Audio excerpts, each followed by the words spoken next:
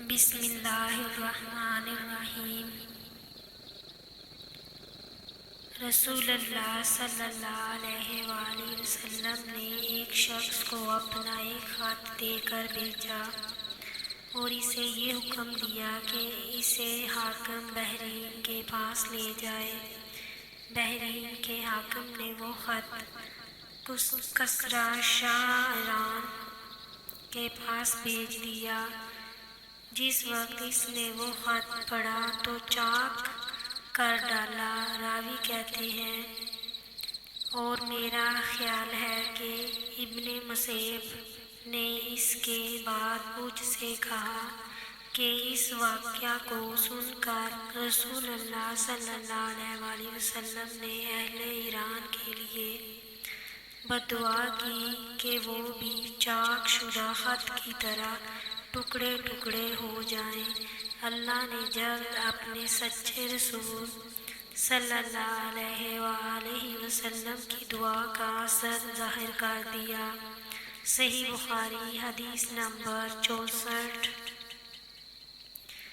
رسول اللہ صلی اللہ علیہ وآلہ وسلم نے کسی بادشاہ کے نام دعوت اسلام دینے کے لیے خط لکھا یا لکھنے کا ارادہ کیا تو آپ صلی اللہ علیہ وآلہ وسلم سے کہا گیا کہ وہ بغیر مہر کے خط نہیں پڑھتے، یعنی بے مہر کے خط کو مستند نہیں سمجھتے۔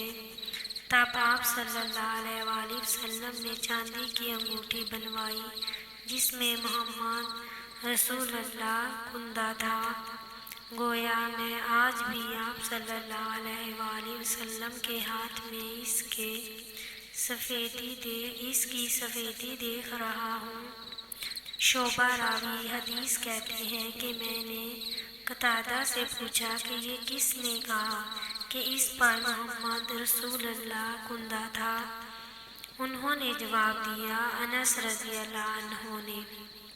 صحیح بخاری حدیث نمبر 65۔ ایک مرتبہ رسول خدا صلی اللہ علیہ وآلہ وسلم مسجد میں تشریف فرما تھے اور لوگ آپ صلی اللہ علیہ وآلہ وسلم کے ارد گرد بیٹھے ہوئے تھے کہ 3 آدمی وہاں آئے۔ ان میں سے 2 رسول اللہ صلی اللہ علیہ وآلہ وسلم کے سامنے پہنچ گئے اور ایک واپس چلا گیا۔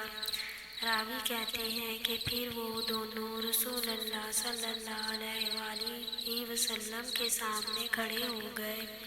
اس کے بعد ان میں سے ایک نے جب مجلس میں ایک جگہ کچھ گنجائش دیکھی تو وہاں بیٹھ گیا اور دوسرا اہل مجلس کے پیچھے بیٹھ گیا اور تیسرا جو تھا وہ لوٹ گیا۔ تو جب رسول اللہ صلی اللہ علیہ وآلہ وسلم اپنی گفتگو سے فارغ ہوئے تو صحابہ رضی اللہ عنہم سے فرمایا کہ کیا میں تمہیں 3 آدمیوں کے بارے میں نہ بتاؤں؟